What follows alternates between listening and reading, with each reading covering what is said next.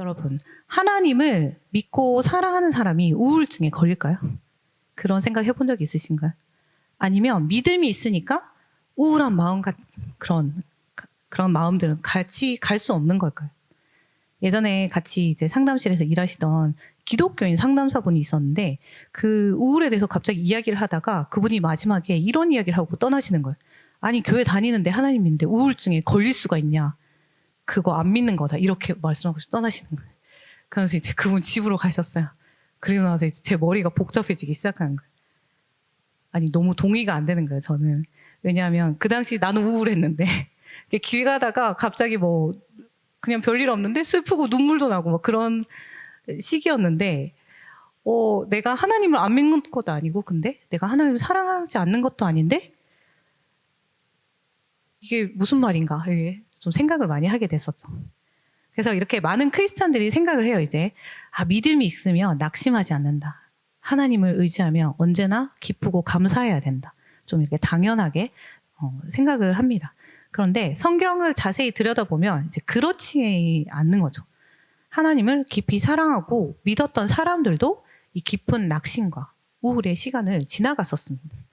제일 대표적인 예로 다윗을 보면 다윗이 적은 시편을 이제 보면 계속 눈물바람이에요. 바다로 눈물바다. 시편 6절 6절에서도 이제 눈물로 침상을 띄우며 요를 적시나이다. 아니 얼마나 이제 극도로 마음이 슬프면 얼마나 많이 울었으면 이런 비유를 했겠어요. 그리고 시편 42편 5절에서도 내 영혼아 네가 어찌하여 낙심하며 어찌하여 불안해하는가 라고 직접적으로 이야기하고 있습니다. 그렇다면 많은 사람들이 생각하는 대로 크리스찬은 우울증에 걸릴 수 없다는 논리라면 우리는 다윗에게 너 하나님 믿는 거 맞아? 믿음이 없는 거 아니야? 라고 말해야겠죠. 하지만 여러분이 알듯이 다윗은 하나님께 이런 이야기를 들은 사람이에요. 내 마음에 합한 자라는 그런 말을 들었던 사람이었습니다. 하지만 아무리 그런 자라도 그런 사람이 다윗이라도 하나님을 믿지만 때로는 이제 무너지기도 했던 거죠. 그래서 성경은 그 눈물을 숨기지 않습니다. 오히려 그 믿음의 사람들도 무너질 수 있고 그 무너진 자리에서 하나님이 어떻게 회복시키시는지를 보여줍니다. 그럼 이제 우리에게도 희망이 있는 거죠. 오늘 우리가 함께 살펴볼 엘리야도 그랬습니다. 엘리야는 성경에서 이 우울증을 겪었다고 보는 대표적인 인물이었어요.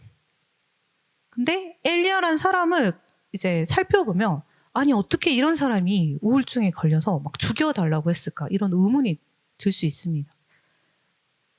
왜냐하면 엘리야는 이 유대 사람들에게 이 모든 선지자들의 이 대표자로 인식될 만큼 어떻게 보면 엄청난 대단한 사람이었어요. 그 마태복음에서도 보면 이제 세례 요한을 다시 온 엘리야라고 부를 정도로 상징적인 존재였습니다.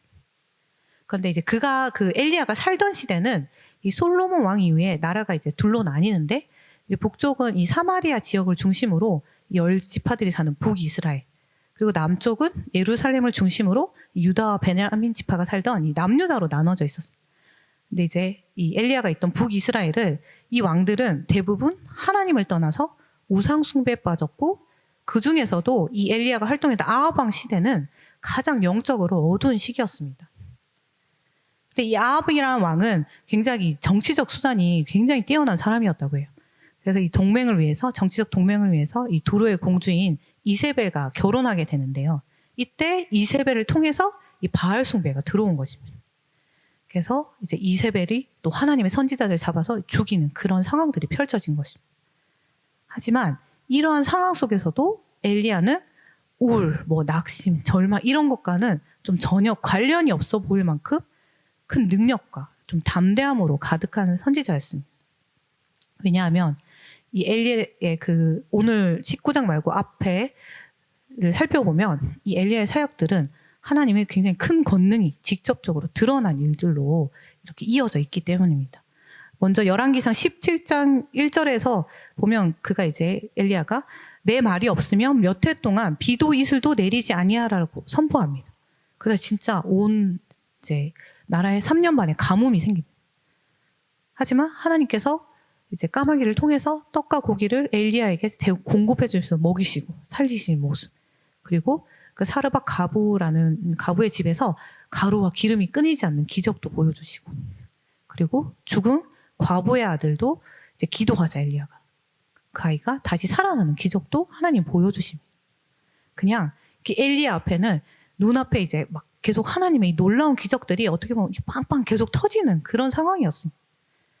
그 후에 하나님께서 또 명령하셔서 너는 가서 이제 아합한테 보이라. 내가 비를 지면에 내리라. 이렇게 하시면서 이제 엘리야가 아합을 찾아가서 유명한 이야기인 그 갈멜산의 대결을 제안합니다. 그래서 거기서 엘리야가 그 바알 선지자 450명하고 그리고 아세라 선지자 400명, 말하자면 1대 850으로 맞서서 이제 대결을 하는데, 이제 하늘에서 불이 내린 제단을 사르는 자가 참 하나님이시다. 이런 대결을 하게 되고, 이제 바알 선지자를 막 별짓을 다 했지만 그것과 달리 엘리야는 여호와여 주께서 이스라엘에게 주님이 하나님이심을 알게 하옵소서 기도하자 이제 하늘에서 불이 떨어집니다.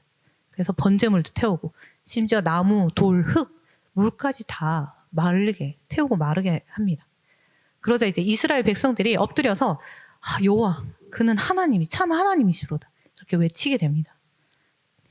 이렇게 엘리야는 바알의 그 거짓 선지자들을 막 진멸하면서 영적 대각성의 절정을 이루는데 쓰임받은 사람이었어요. 엄청난 사람이었어요. 그리고 곧이어서 이제 엘리야가 무릎을 꿇고 7번 기도하자 하늘이 열리고 큰 비가 내리는 이 회복의 기적도 일어났습니다. 이렇게 엘리야는 하늘을 열고 닫으며 죽은 자도 살리고 하나님의 불을 불러내는 자로 그 누구보다도 믿음과 능력이 충만한 선지자였어요. 그런데 그가 이 모든 일이 있은 직후에 이세벨이 이제 사람을 보내서 위협을 합니다. 그러자 두려워서 도망쳐 버립니다. 왜 그랬을까요? 바로 그가 낙심했기 때문입니다. 여러분, 낙심했다는 것은 기대한 대로 이루어지지 않았다는 것입니다. 오늘 말씀이 19장 1절에서 3절 한번 같이 볼게요. 같이 읽겠습니다. 아합이 엘리야가 행한 모든 일과 그가 어떻게 모든 선지자를 칼로 죽였는지를 이세벨에게 말하니 이세벨이 사신을 엘리야에게 보내어 이르되 내가 내일 이맘때에는 반드시 내 생명을 저 사람들 중 한 사람의 생명과 같게 하리라. 그렇게 하지 아니하면 신들이 내게 벌 위에 벌을 내림이 마땅하니라 한지라. 3절 띄워주시겠어요? 그가 이 형편을 보고 일어나 자기의 생명을 위해 도망하여 유다에 속한 브엘세바에 이르러 자기의 산을 그곳에 머물게 하고, 이제 바알과 아세라 선지들이 막 대결할 때 이세벨은 그 자리에 없었어요. 아합 왕이 이제 그것을 보고 이제 이세벨에 가서 막 말하는 거예요. 이런 일이 있었다. 그리고 하늘에서 막 불이 떨어지고, 근데 당신이 섬기는 그 바알 선지자들은 다 죽었다. 근데 여러분, 하늘에서 이 불이 떨어지면 여러분 그거 보고 어떻게 생각하세요? 와, 하나님 살아계시구나. 아, 진짜 신이 누군지 내가 잘못 알고 있었구나 하고 하나님께로 돌아서는 게 우리가 생각하는 보통의 반응일 수 있습니다. 그런데 이세벨은 달랐던 거예요. 이세벨의 반응은 회개가 아니요. 그녀는 오히려 막 네가 뭔데 하면서 분노로 가득 차서 내가 반드시 엘리야 너 죽이고 말겠다. 이렇게 살인 예고장을 보내게 되는 것입니다. 이런 이세벨의 반응이 이제 엘리야를 낙심하게 한 거죠. 기대와 달랐던 거예요. 하늘에서 불이 떨어지는 기적, 가뭄 끝에 엘리야의 기도에 비가 내리는 이런 기적들을 이제 보았으니 모두가 여호와께로 돌아오고 이제 바알 숭배하는 그런 일들은 끝이 날 거라고 이제 엘리야가 기대했던 거죠. 하지만 현실은 전혀 달랐었습니다. 기적이 일어나도 세상은 바뀌지 않았고 사람의 마음은 여전히 완고했던 거죠. 그때 엘리야는 깊은 실망과 허무함에 빠져버립니다. 이 모든 일을 했는데 아무것도 달라진 게 없구나. 이제 그가 절망하자 이게 두려움으로 변합니다. 하나님이 아니라 상황을 보기 시작한 거죠. 그래서 이제 그가 3절에 이 형편, 이제 이세벨이 진짜 날 죽이겠다고 온다니 그 상황을 보니 엄청난 두려움에 휩싸여 생존 본능이 휩싸여서 도망가기 시작한 것입니다. 우리도 살다 보면 그렇죠. 아, 이제는 잘 될 줄 알았는데, 아, 이제는 달라질 줄 알았는데, 열심히 노력했는데, 하지만 결과가 없을 때, 진심으로 하나님을 섬겼는데, 오히려 오해를 받을 때, 기도했는데 내 주위의 환경이 전혀 나아지지 않는 것 같을 때, 우리는 마음 깊은 곳에서 이 실망과 절망과 낙심 그리고 허무감을 느끼게 됩니다. 그래서 때로는 하나님의 응답이 없었어가 아니라 내가 기대한 방식으로 응답하지 않으시기 때문에 우리가 낙심하기도 합니다. 그렇게 한 걸음씩 점점 우울의 자리로 옮겨가는 거죠. 엘리야가 바로 그랬습니다. 그는 단순히 이 이세벨이 무서워서가 아니라 자신이 기대했던 이 하나님의 역사가 현실 속에서 전혀 이루어지지 않았다는 이 실망감 때문에 무너진 것입니다. 그래서 그는 3절에 이 형편을 보고 영어 버전에는 두려워했다고 나와 있어요. 그에게 절망과 두려움이 엄습하자 하나님을 보지 못하고 눈에 보이는 현실을 보기 시작한 것입니다. 또 이세벨은 한담이 하는 그런 악하고 독한 여자였기 때문에 하나님은 일을 하시지 않는 것 같고 나를 더 이상 돕지 못하실 것 같은 이 불안감이 생겨난 거죠. 그래서 엘리야가 도망을 칩니다. 여러분 여기 지금 갈멜산에서 이 엘리야가 도망친 그 남유다 부엘세베까지는 직선거리로는 한 130km 된다고요. 하지만 이제 지형이 험난하니까 한 180km를 넘는다고 해요. 근데 이 엘리야가 미친 듯이 이제 도망가는 거예요. 그 길을. 그 거리만 봐도 이제 그의 심리 상태를 알 수 있는 거예요. 막 이세벨이 쫓아올 수 없는 가장 먼 곳으로 쫓기듯이 이제 달려간 것입니다. 그리고 남유다 땅, 왜냐하면 이제 남유다는 또 북이스라엘 다른 나라이기 때문에 그까지는 쫓아오지 못할 거라고 생각한 것도 있겠죠, 이제. 그렇게 이제 남유다 땅, 그 부엘세바에 도착한 엘리야는 자신의 이제 사환을 거기에 남겨두고 혼자서 광야로 들어갑니다. 이제 그냥 이제 혼자 있고 싶은 거죠. 더 이상 누구의 위로도 듣고 싶지 않고 어떻게 보면 우울의 전형적인 모습일 수도 있죠. 사람을 피하고 혼자가 되고 싶은 마음 스스로 고립시키게 됩니다. 그렇게 그는 하루쯤 광야를 더 걸었어요. 여러분 광야가 어떤 곳인지 알죠? 아무것도 없어요. 끝없이 펼쳐진 모래, 바람 그리고 하늘은 불타고 그의 마음이 이미 저 깊이 꺼져 있습니다. 결국 그는 로뎀 나무 아래에 주저앉습니다. 여러분 근데 이게 참 짠한 게 로뎀 나무라는 게 사진 보여주시겠어요? 우리가 생각한 그 나무가 아니에요. 이거 조금 큰 편인데 어떤 건 굉장히 더 작아요. 숲풀처럼 그냥 잎도 무성하지 않아요. 그래서 그늘이라고 하기에는 민망하게 잎이 되게 조그만 그런 작은 나무였어요.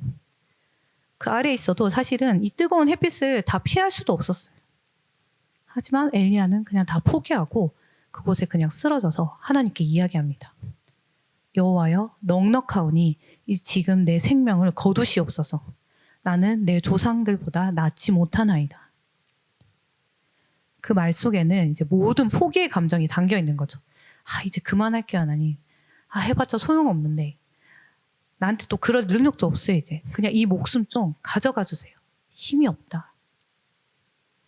근데 여러분 아이러니하게도 이세벨에게 죽지 않으려고 이 먼 거리를 도망쳐 왔는데 근데 얼마나 마음이 고통스러웠으며 하나님께 이제 차라리 날 죽여달라고 하는 겁니다.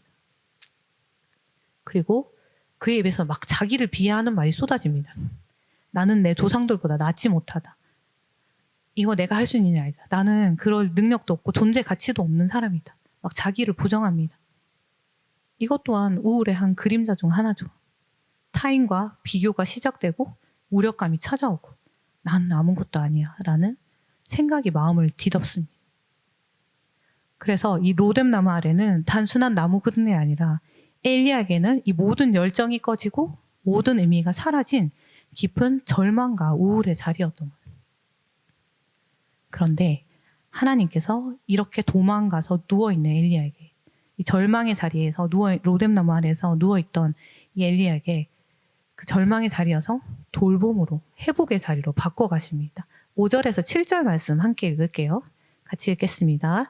로뎀 나무 아래에 누워 자더니 천사가 그를 어루만지며 그에게 이르되 일어나서 먹으라 하는지라. 본즉 머리맡에 숯불에 구운 떡과 한 병 물이 있더라. 이에 먹고 마시고 다시 누웠더니 여호와의 천사가 또다시 와서 어루만지며 이르되 일어나 먹으라. 내가 갈 길을 다 가지 못할까 하노라 하는지라. 하나님께서 이 로뎀 나무 밑에 힘없이 누워있는 엘리야를 막 흔들어 깨워서 너 이 자식 여기서 뭐하냐? 내가 시킨 일 안 하고 여기서 누워서 잠만 자냐? 너 나에 대한 믿음이 있긴 하냐? 닥달하거나 질책하지 않으셨습니다. 대신 천사를 보내십니다. 천사는 엘리야 곁에 와서 굉장히 이제 살며시 어루만지면서 일어나서 먹으라고 합니다. 그래서 엘리야가 눈을 떠보니까 차갑게 식은 떡이 아니라 심지어 지금 머리맡에서 숯불에 갖고 온 이 따뜻한 떡과 물이 놓여 있었어요. 하나님이 직접 준비하신 따뜻한 위로의 식탁인 거죠. 그러자 이제 엘리야가 먹고 또 잠을 잡니다. 너무 몸도 마음도 지치고 피곤했던 거죠. 그래도 하나님은 이제 그만 먹었으니 일어나서 할 일 하라고 하지 않으십니다. 계속해서 먹이십니다. 그리고 너랑 가야 할 길이 있는데, 너를 위한 길이 있는데 못 갈까 봐 염려된다고 하시며 계속해서 먹이시고 재우시고 그렇게 몸과 마음을 회복시켜 주십니다. 여러분, 이 장면은 하나님이 낙심해서 절망에 빠진 사람을 얼마나 섬세하게 다루시는가를 보여주시는 이야기입니다. 하나님은 우리의 절망을 꾸짖지 않으십니다. 왜 우리의 믿음이 이것밖에 안 되냐 말씀하지 않으십니다. 사람들은 뭐 아까도 얘기했지만 예수님을 믿으면 뭐 우울증이 걸리면 안 되지라고 말하기도 합니다. 네가 뭔데 뭐 뭔가 잘못된 거 아니냐고 말할 수도 있습니다. 하지만 하나님은 그런 드러난 현상이 아니라 우리의 마음에 집중해 주십니다. 우리의 피로를, 슬픔을, 절망을 이해하시며 너 왜 이러냐, 정신 안 차리냐가 아니라 일어나서 먹으라고 돌봐주십니다. 하나님은 우리를 너무나 아끼고 신경 쓰시는 분. 우리가 만약 그저 하나님을 일을 해야 하는 만약에 하나의 수단, 도구에 불과했다면 엘리야가 이제 로뎀 나무 아래 누웠을 때 그래 너는 여기까지밖에 안 되는구나 라며 쓸모를 다했다 생각하고 그대로 방치하셨겠죠. 그렇다면 엘리야는 굶어 죽거나 뭐 야생동물에게 습격당해서 죽었을 수도 있습니다. 하지만 하나님은 우리에 대해 너무나도 관심이 많으십니다. 우리 마음에 대해. 그리고 신경 쓰시는 하나님. 우리의 작은 숨소리까지도 다 놓치지 않는 이런 섬세한 그런 하나님이신 것입니다. 엘리야는 이제 그렇게 하나님 주신 떡과 물을 먹고 마시고 자고 이렇게 이제 그 힘으로 일어나서 다시 걷습니다. 이제 400km 떨어진 하나님의 산인 호렙산으로 향합니다. 성경에 보면 40일 주야 밤낮으로 걸었다고요. 40일 걸었으니 얼마나 멀리 걸었습니까? 그렇게 걸어서 하나님의 산인 호렙산에 도착을 합니다. 이 호렙산은 모세가 하나님을 만나서 십계명을 받은 산이기도 해요. 근데 거기 가서 이제 그가 한 굴에 들어가 거기에 머뭅니다. 이 몸은 어느 정도 회복은 되었는데 마음이 여전히 지쳐 있었던 거죠. 그때 하나님께서 엘리야에게 말씀으로 임하십니다. 9절 말씀 함께 읽을게요. 엘리야가 그곳 굴에 들어가 거기서 머물더니 여호와의 말씀이 그에게 임하여 이르시되 엘리야야 네가 어찌하여 여기 있느냐. 하나님께서 이렇게 질문하시죠. 네가 어찌하여 여기 있느냐. 사실 이 질문이 하나님이 엘리야에게 그냥 막 진짜 이 굴에 들어가서 뭐 하고 있는지 궁금해서 묻는 것이 아닙니다. 이와 비슷한 질문들이 창세기에도 나오는데요. 아담이 이제 죄를 짓고 숨었을 때 하나님께서 아담에게 물으시죠. 네가 어디 있느냐. 이 질문이 뭐 하나님이 정말 아담이 어디 숨었는지 몰라서 묻는 게 아니라 아담이 스스로 자신의 상태를 알게 하시려는 질문이었습니다. 가인도 똑같아요. 동생인 아벨을 죽인 가인에게 이제 물으시죠. 내 아벨이 어디 있느냐. 뭐 아벨이 죽은지 모르고 하는 질문이 아니라 지금 가인이 스스로 한 일이 무엇인지 하나님께 스스로 이야기하도록 하기 위한 질문이셨습니다. 그 스스로의 상태를 알아차리고 하나님께 회개하고 다시 하나님과의 관계를 회복하기 위한 질문이었던 거예요. 그래서 이제 엘리야에게도 너 지금 여기서 뭐 하고 있냐라고 정보를 얻기 위한 것도 아니었고 내가 준 일도 안 하고 여기서 뭘 꾸물거리고 있냐. 너 왜 도망쳤어? 라고 비난하는 질문이 아니었어요. 하나님은 엘리야에게 엘리야의 마음이 지금 어떠한지 그리고 자신이 누구인지 엘리야의 깊은 마음과 그 정체성을 다시 깨닫게 하시려는 하나님의 치료적인 접근법이었습니다. 그런데 엘리야가 이제 몸을 어느 정도 회복하니까 이제 감정이 막 폭발하기 시작하는 하나님께 쏟아내기 시작합니다. 10절 같이 읽어볼게요. 읽겠습니다. 그가 대답하되 내가 만군의 하나님 여호와께 열심히 유별하오니 이는 이스라엘 자손이 주의 언약을 버리고 주의 제단을 헐며 칼로 주의 선지자들을 죽였음이오며 오직 나만 남았거늘 그들이 내 생명을 찾아 빼앗으려 하나이다. 여러분, 이 엘리야에게 이 대사는 호흡이 가빠요. 그냥 우리가 지금 읽은 이 평온한 감정이 아닙니다. 이것은 지금 상황에 대한 두려움과 하나님을 향한 분노, 서운함이 다 섞여서 이제 터져나오는 그런 엘리야의 고백이었어요. 말하자면 하나님, 제가 이렇게까지 헌신했는데 그렇게 고생하며 하나님 시킨 대로 바알 선지자들과 목숨 걸고 싸우고 비가 내리도 기도하고 그래서 하나님, 사람들이 하나님께 돌아오기를 기대했는데 그런데 아무것도 변하지 않지 않습니까? 결국 제 목숨을 빼앗으려고 저는 죽기 직전입니다. 정말 최악이에요. 이런 말인 거예요. 더 깊은 엘리야의 마음을 보면 아니 하나님, 내가 이렇게까지 열심히 당신을 위해 일하고 충성했는데 왜 이런 결과인 것인가요? 라는 하나님을 향한 실망감 또는 항의의 표현이었던 거죠. 그러니 이런 감정의 폭풍 속에서 있다 보니까 엘리야가 시야가 좁아지고 현실을 왜곡하게 됩니다. 계속 말하는 게 오직 나만 남았거늘. 엘리야는 다른 하나님의 선지자들은 다 죽고 오직 자신만 남아 고립되었다고 생각합니다. 그런데 이것은 사실이 아니었어요. 나중에 뒤에 보면 하나님이 나중에 말씀하십니다. 바알에게 무릎 꿇지 않는 7,000명이 남아있다고. 근데 절망 속에 갇히게 되면 자기 연민으로 뒤덮이게 되면 자기에게만 너무 집중하게 되어서 주변을 보지 못하고 혼자 고립되었다고 느끼기가 쉬울 수 있습니다. 그런데 중요한 것은 하나님은 그의 불만과 분노를 막지 않으십니다. 막 격해져서 하는 말에 그만해라, 이 믿음 있다는 너 무슨 불평이 이제 많냐, 이렇게 하지 않으시는 거죠. 그냥 들으시면서 엘리야의 마음을 받아들여 주십니다. 그 엘리야의 분노 속에 깃든 외로움과 상처를 이해해 주시는 거죠. 그러면서 이제 하나님은 엘리야를 더 깊이 만나 주십니다. 11절에서 12절 함께 읽어볼게요. 읽겠습니다. 여호와께서 이르시되 너는 나가서 여호와 앞에서 산에 서라 하시더니 여호와께서 지나가시는데 여호와 앞에 크고 강한 바람이 산을 가르고 바위를 부수나 바람 가운데 여호와께서 계시지 아니하며 바람 후에 지진이 있으나 지진 가운데도 여호와께서 계시지 아니하며 또 지진 후에 불이 있으나 불 가운데도 여호와께서 계시지 아니하더니 불 후에 세미한 소리가 있는지라. 엘리야가 하나님의 말씀대로 이제 굴 안에서 나와서자 갑자기 막 크고 강한 바람이 산을 갈라놓습니다. 모래가 휘몰아치고 막 바위가 부서지는 소리가 천둥처럼 울려 퍼지는 거죠. 하지만 여호와께서 바람 가운데 계시지 아니하더니 또 잠시 후에 지진이 땅을 흔들립니다. 그러니 산이 막 울리고 막 돌이 굴러내리겠죠. 하지만 여호와께서 지진 가운데 계시지 아니하니. 그리고 막 이어서는 불이 일어납니다. 불길이 하늘을 뒤덮고 그 열기가 막 엘리야에게까지 밀려들죠.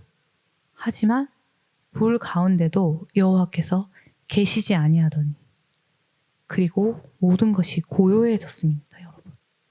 엄청난 바람도 먹고 불길도 사그러지고 그리고 남은 그 침묵 속에서 아주 작고 부드러운 소리, 세미한 음성이 하나님의 말씀이 들려옵니다. 그 순간 엘리야가 자기 겉옷으로 얼굴을 가리고 하나님 앞에 다시 섭니다. 여러분, 엘리야는 아마 하나님이 이번에도 강력한 기적을 보이시며 자신을 회복시켜 주시길 기대했을지도 모릅니다. 엘리야가 목격한 그 갈멜산에서 불이 막 하늘에서 떨어지고 그런 엄청난 기적을 일으켜 주시길 바랬을 수도 있습니다. 하지만 하나님은 그런 엘리야의 기대를 깨뜨리셨습니다. 회복의 하나님은 다르게 다가오셨던 거죠. 강한 바람도 무너진 지진도 타오르는 불길도 아니었습니다. 하나님은 세미한 음성, 즉 고요한 침묵 가운데 말씀으로 자신을 드러내셨습니다. 여러분, 회복이 기적의 자리에서 기적이 일어날 때 일어날 수 있죠. 회복이. 기적 가운데 회복이 일어날 수 있습니다. 하지만 이 진정한 회복을 일으키는 것은 하나님의 말씀의 자리에 섰을 때 일어납니다. 신약에서도 수많은 사람들이 이 하나님의 기적을 보았지만 믿음에 이르지 못합니다. 예수님이 병자도 고치고 눈먼 자도 보게 하시고 오병이어로 수천 명을 먹이시고 심지어 죽은 자도 살리셨습니다. 그런데 그 모든 그것을 목격한 사람들이 다 예수님을 믿지 않았어요. 이렇듯 여러분, 기적을 통해서 하나님이 임하시지만 이것만이 하나님의 방법은 아니라는 것입니다. 우리도 우리 삶에 이처럼 기적 같은 일들이, 내가 뭔가 바라고 기대하는 일들이 매일 일어나길 사실 기대합니다. 우리 안에. 왜냐하면 그런 일들이 일어나면 기분이 좋죠, 당연히. 그리고 어쩔 땐 도파민도 상승하고 막 흥분시키고, 그리고 감탄과 감사가 그때는 절로 나옵니다. 하지만 이 기적은 순간적인 놀라움을 일으켰지만 그 기적에 대한 환희가 사라져갈 때는 우리의 마음도 차갑게 식어가고 무감각해질 수 있는 거죠. 그럼 여러분, 내 마음이 뭔가 낙심되고 우울하고 무감각하다고, 혹은 내 안에 기쁨이 느껴지지 않는다고 하나님이 계시지 않는 것일까요? 정작 여러분 삶에 내가 기대했던 것과 반대의 일이 일어나고 내 마음이 낙심될 때, 우울감으로 힘들어 일어나지도 못할 때도 하나님은 우리 함께 계시며 우리의 마음을 듣기를 원하십니다. 엘리야에게 그렇게 세밀한 음성으로 하나님의 음성이 다시 임하는 거죠. 엘리야야, 네가 어찌하여 여기 있느냐? 엘리야야, 여기서 뭐 하고 있니? 그렇게 세밀한 음성으로 하나님은 엘리야의 마음을 계속 그 후에도 부르십니다. 근데 이제 두 번째 불렀을 때는 엘리야는 여전히 자신의 감정에 좀 사로잡혀 있어요. 하나님의 질문의 의도를 제대로 이해하지는 못합니다. 그는 이전과 똑같이 대답해요. 이스라엘은 하나님을 그 약속을 저버렸고 우상 숭배에 빠졌고 자신만 남았고 이제 자신을 죽이려 한다. 반복합니다. 첫 번째 대답이 좀 감정이 폭발했다면 두 번째 방법은 이제 똑같은 말을 한 거는 그 감정이 굳어져서 두려움과 절망 속에서 이제 좀 고착된 상태를 보여주는 것이죠. 엘리야가 그때도 여전히 하나님이 자신을 구할 수 없다고 의심했을 것입니다. 하나님의 이스라엘을 회복시킬 수 없다고 생각했었어요. 그는 하나님의 관점이 아닌 자신의 관점으로 상황을 해석하고 있었기 때문입니다. 아까 처음에 말했듯이 3절에 드러났듯이, 그래서 그가 이 형편을 보고 도망하였듯이 엘리야는 여전히 현실만 바라보고 있었고 이 두려움의 렌즈로 세상을 보고 있었습니다. 사실 하나님 보여주시는 더 큰 시야와 가능성 대신에 자신이 이해할 수 있는 좁은 틀 안에 이제 머물러 있었던 거죠. 하지만 하나님은 그래도 계속해서 엘리야의 그런 마음을 들어주십니다. 그리고 엘리야의 무너진 마음이 조금씩 회복되기 시작합니다. 왜 그런가요? 하나님의 말씀을 통해 엘리야와 계속 대화를 이어가신 것입니다. 대화를 이어간다는 것은 바로 관계를 이어간다는 거예요. 이 하나님과의 관계가 회복이 일어났다는 거예요. 다시 신뢰의 관계로, 다시 믿음의 관계로 회복이 다시 일어난 것이죠. 여러분, 말씀 앞에 선다는 것은 하나님과 관계를 맺어가는 것입니다. 그냥 우리가 말씀을 읽는다는 것이 단순한 일, 아니면 내가 크리스찬이니까, 기독교인이니까 말씀 읽으라고 하니까, 성경 안 읽으면 안 된다고 하니까 하는 것이, 그럼 부담감, 의무감, 부담감으로 어쩔 수 없이 하는 일이 아닙니다. 우리가 서로 친구를 알아가듯 말씀으로 대화하며 하나님을 알아가고 나에게 무엇이라 말씀하는지 그 세밀한 음성을 듣는 것이 사귐의 시간인 것입니다. 이렇듯 우리의 마음의 회복은 하나님의 말씀을 통한 관계 회복에 있는 것입니다. 그리고 이제 이어지는 그 15에서 18절 말씀은 이제 하나님께서 몸도 마음도 관계도 자신의 정책적도 이제 회복한 엘리야에게 다시 그가 가야 할 사명을 주고 계시는 부분입니다. 여러분, 처음에 크리스찬이 우울할 수 있을까요? 이야기를 시작했죠. 저는 기독교인도 우울할 수 있다고 생각합니다. 절망할 수 있고 슬퍼할 수 있고 너무 힘들어서 때로는 도망갈 수도 있다고 생각합니다. 그것이 하나님을 사랑하지 않는다는 증거가 아닙니다. 이 모든 감정은 하나님이 우리에게 주신 그 인간다움의 그 스펙트럼 안에 있는 것입니다. 엘리야를 보십시오. 그가 갈멜산에서 이제 하늘에 불을 내리고 기도로 비를 내리게 한 이 하나님의 놀라운 통로였어요. 그런데도 그가 이세벨의 위협 앞에 두려움에 사로잡혀서 광야로 도망쳤습니다. 누구보다 담대했던 그가 로뎀 나무 아래서 차라리 죽여달라며 무너졌었습니다. 그런데 하나님은 그 장면을 숨기지 않으셨어요. 오히려 우리에게 보여주십니다. 믿음의 사람도 무너질 수 있고 그 무너진 자리에서 하나님은 우리를 결코 버리시지 않는다는 것을 우리에게 말씀하고 계십니다. 그래서 하나님은 엘리야를 꾸짖지 않으시죠. 왜 이러냐? 왜 꾸물거리냐? 더 열심히 하지 못하냐? 왜 멈췄느냐라고 몰아붙이지 않으셨습니다. 대신 지친 육신을 돌봐주시고 세미한 하나님의 음성으로 조용히 찾아오셔서 그의 마음을 절망의 자리에서 회복의 자리로 옮기셨습니다. 그래서 중요한 것은 내가 왜 이렇게 느끼냐를 막 생각하고 스스로 정죄하거나 그 감정에 갇혀 세상을 왜곡되게 바라보고 계속 자기 연민에 빠져 있는 것이 아닙니다. 정말 중요한 것은 우리가 어떻게 다시 회복의 자리로 나아갈 것인가입니다. 그 회복의 자리는 우리가 생각하는 엄청난 기적 속에 또는 내가 원하는 대로 이루어지는 세상 속에 있지 않습니다. 회복의 자리는 오늘의 말씀대로 그 침묵 속에, 고요함 속에 조용히 다가오신 하나님의 말씀 속에 있습니다. 그러니 여러분, 그 말씀 안에 서시기 바랍니다. 절망되고 지칠 때 하나님의 말씀 앞으로 조용히 나오시기 바랍니다. 그 말씀 안에서 하나님은 여러분의 이야기를 들어주시고 굳게 닫힌 우리의 마음 문을 열어주십니다. 그리고 하나님의 말씀은 우리의 생각을 새롭게 하고 무너진 시선을 다시 믿음의 시선으로 바꿔주십니다. 그래서 여러분, 말씀을 묵상하는 일은 절대 사소한 일이 아니에요. 인생에서 가장 우선순위에 두어야 할 일입니다. 아니 왜 전도사님 매번 똑같은 이야기 하세요? 말씀 읽으라고 하나요? 생각할 수도 있습니다. 왜 그렇게 계속 말하겠어요? 중요하기 때문입니다.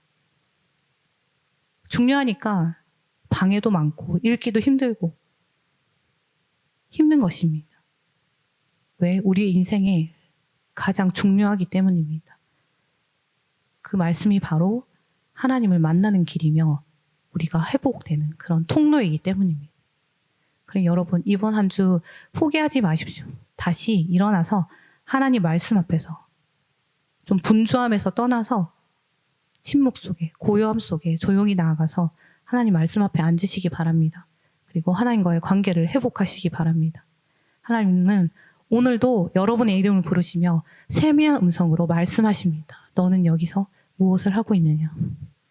그 음성에 귀 기울이며 다시 하나님과 함께 걸어가는 한 주가 되시기를 예수님의 이름으로 축복합니다.